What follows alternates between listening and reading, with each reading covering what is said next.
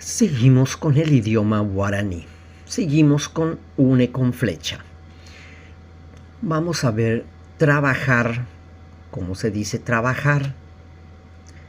Se dice mbaapo. Retornar.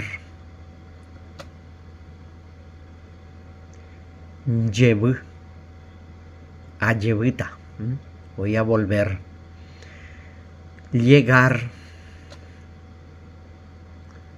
Nguaje. Comer. Caru. Caminar. Guata. Acostarse. Ñeno. Dormir. ¿Qué? Preguntar.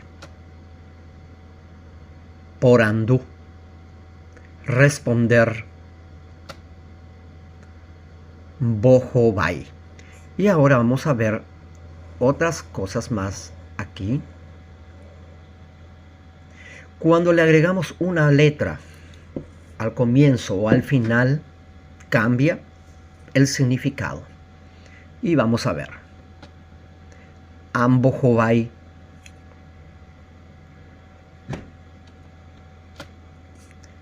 Le contesté. Aporandú.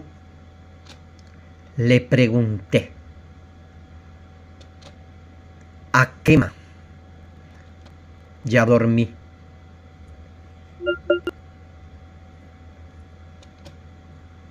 Añenoma.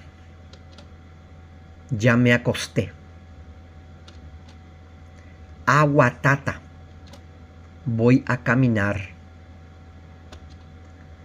Acarutama. Voy a comer ya. Anguajetama. Voy a llegar ya. Ayevita.